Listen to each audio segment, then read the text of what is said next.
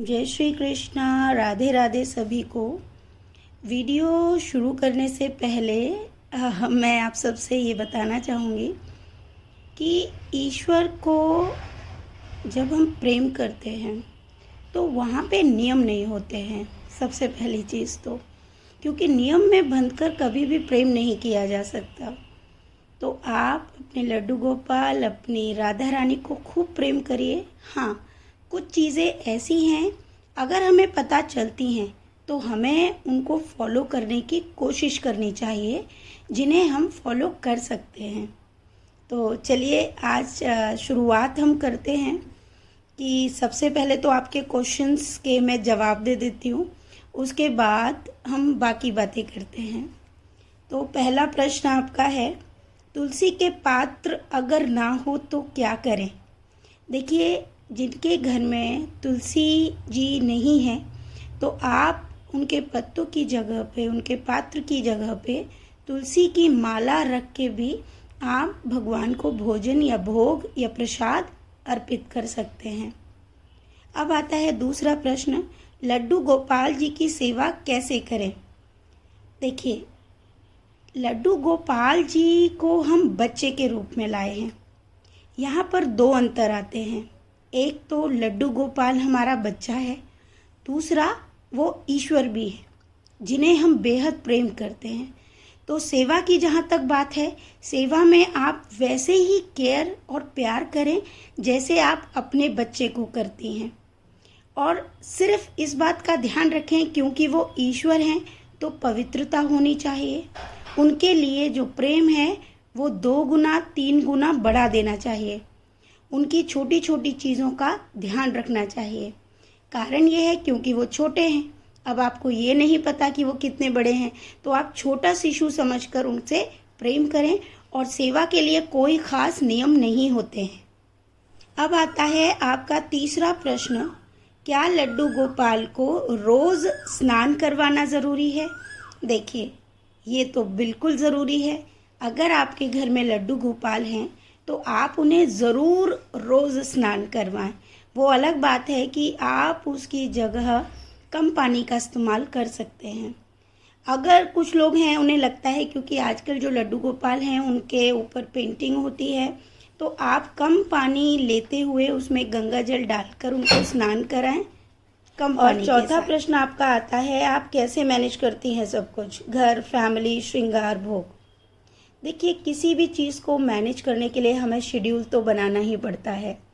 तो सुबह मॉर्निंग में जल्दी उठ जाइए तो एक समय में आपका सारा काम हो जाएगा। आप जल्दी उठेंगी, झाड़ू लगाएंगी, पोछा लगाएंगी, फिर आप स्नान करके आएंगी, उसके बाद आप मंदिर में पोछा लगाएंगी, फिर दोबारा से किचन साफ़ करेंगी, फिर आप लड्डू गोपाल को उठाएंगी, उनको मालिश करेंगे, फिर उनको स्नान कराएंगे, फिर उनको पानी भोग देंगे।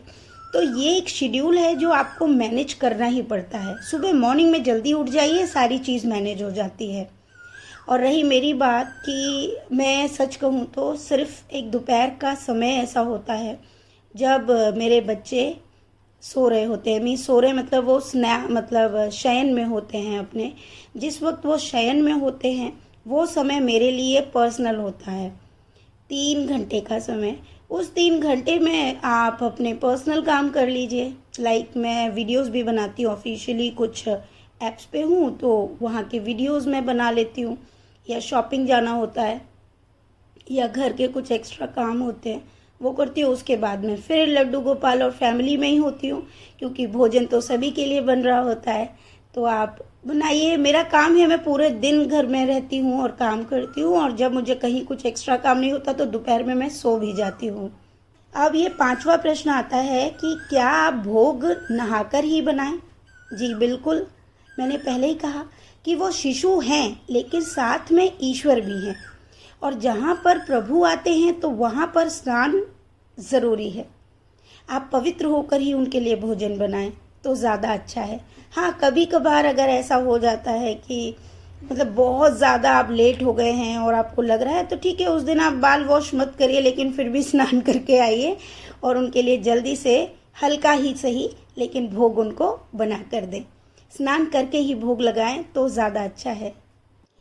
अब आता है आपका छठा प्रश्न, क्या प्याज लहसुन बंद करना पड़ेगा?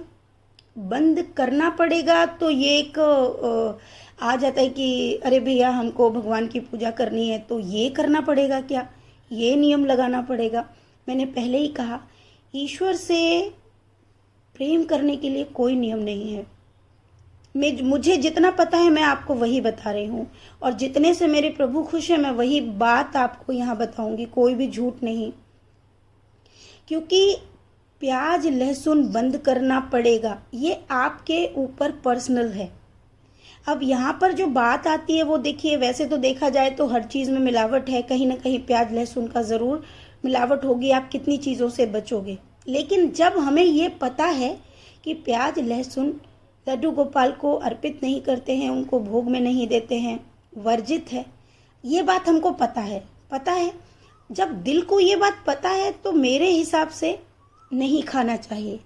गलती से कभी कोई चीज़ हो जाती है वो तो देखिए हमेशा वो पाप में निहित नहीं होती, पाप में नहीं आती है। हम किसी चीज़ को जानते हैं और जानकर भी हम उसको ये सोचकर खा रहे हैं, पी रहे हैं कि क्या फ़र्क पड़ता है, ये तो नेचुरल है, ये भी लेकिन ठीक है नेचुरल है, लेकिन हर जगह जब पढ़ रहे हैं देख रहे हैं कि ये चीज़ भगवान को अर्पित नहीं होती, और जो चीज़ हमारे भगवान को अर्पित नहीं होती उसे हम क्यों खाएं? हमें भगवान के लिए, हम भगवान की सेवा कर रहे हैं ना, और जब हम भगवान की सेवा कर रहे हैं तो हमारे अंदर ये भाव भी होना चाहिए कि हमारे भगवान जो चीज़ नहीं पसंद करते हम उसको क्यों करें। पता नहीं होता है वो अलग चीज़ है, पता होते हुए अगर हम ये कर रहे हैं तो मेरे हिसाब से ठीक नहीं है।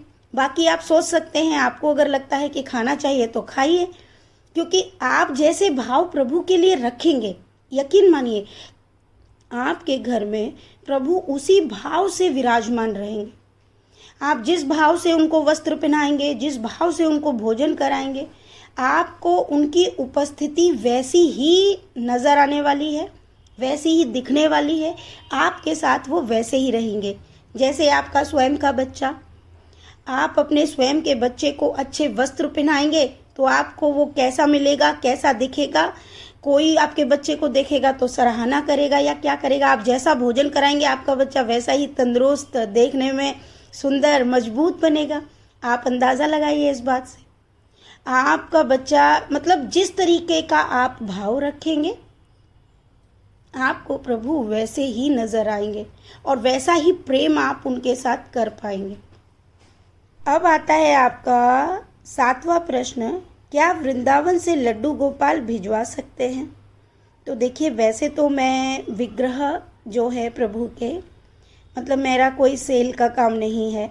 हाँ, कुछ लोग जो बिल्कुल भी भगवान को मतलब नहीं ला पा रहे हैं या वो ऑनलाइन नहीं लेना चाहते हैं और उनको वृंदावन से ही प्रभु जी चाहिए, लड्डू गोपाल चाहिए, तो हाँ उनके लिए मैं इतना सेवा कर सकती हूँ कि मैं वृंदावन जब जाऊँगी तो उनके लिए मैं विग्रह ला सकती हूँ, उनको भिजवा सकती हूँ।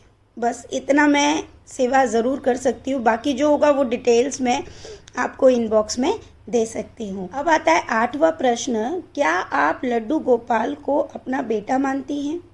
जी बिल्कुल, मैं लड्डू गोपाल को अपना बेटा ही मानती हूँ। मेरे लिए वो मेरा बच्चा है और मेरे स्वयं के बेटे से लाखों गुना बढ़कर है।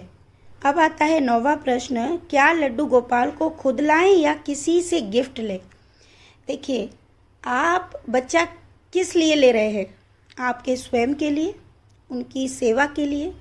तो जब स्वयं की सेवा के लिए ले रहे हैं, आपने स्वयं उनकी सेवा करनी है, तो लड्डू गोपाल को आप गिफ्ट ना लेकर आप स्वयं लेके आएँ तो ज़्यादा अच्छा है। वो एक अलग अच्छा है कि आपको कोई गिफ्ट करना चाहते हैं, लेकिन भगवान को कभी गिफ्ट नहीं किया जाता है। लेकिन कोई आपसे प्रभु को गिफ्ट में मांगे तो आप गिफ्ट में उनको दे सकते हैं विग्रह लाके। वैसे कोशिश यही करनी चाहिए कि प्रभु को लाने के लिए सारी मेहनत आपके स्वयं की होनी चाहिए, उन तक पहुंचने की, उनको अपने घर तक लाने की। आप जाइए, मेहनत करिए ईश्वर को पाने की। ईश्वर पाना इतना आसान नहीं है, समझिए। अब यहाँ 10वां प्रश्न आता है, कहते हैं राधा रानी बाल रूप में नहीं रखते। देखिए, मैंने पहले ही कहा मुझे बहुत ज़्यादा नहीं पता है, कहने के लिए बहुत कुछ कहते हैं, लेकिन जब लड्डू गोपाल बाल रूप में है तो राधा रानी बाल रूप में क्यों नहीं रख सकते हैं? उनकी भी सेवा करनी चाहिए। और बहुत ही करुणामयी है मेरी राधा रानी, उनकी सेवा तो बहुत ज़्यादा, मैं कैसे कहूँ, वो तो एक छोटी सी चीज़ से भी प्रसन्न हो जाती हैं। तो बाल रूप राधा रानी की सेवा तो ज़रूर करनी चाहिए, ज़रूर।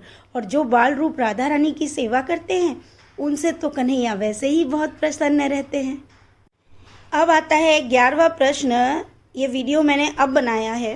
देखिए, अक्षय तृतीया जा चुकी है, लेकिन मैं देख नहीं पाई थी। तो यहाँ पर एक प्रश्न था, अक्षय तृतीया पर क्या करें। सच बता रही हूँ आपको, यकीन मानिएगा, मैंने अपने पूरे जीवन में, जितनी भी मेरी उम्र है आज, मैंने कभी भी कोई भी एकादशी के बारे में मैं नहीं जानती हूँ। मैंने कभी कोई व्रत नहीं रखा एकादशी पे, सिर्फ एक जन्माष्टमी का व्रत रखा। और इसके सिवा मैंने ईश्वरीय किसी भी चीज़ में कोई व्रत रखा ही नहीं। मुझे ज़्यादा मतलब नहीं पता, बिल्कुल भी नहीं। लेकिन इस अक्षय तृतीया पे जो हुआ वो मैं आगे की वीडियो आपको बताऊंगी। तो यहाँ भी प्रश्नों की श्रृंखला चल रही है, तो हम प्रश्नों पर के उत्तर ही देंगे। तो अक्षय तृतीया पर क्या करें वो सब तो आपने मेरी वीडियो देख ली होगी, इंस्टाग्राम पे भी, यूट्यूब पे भी।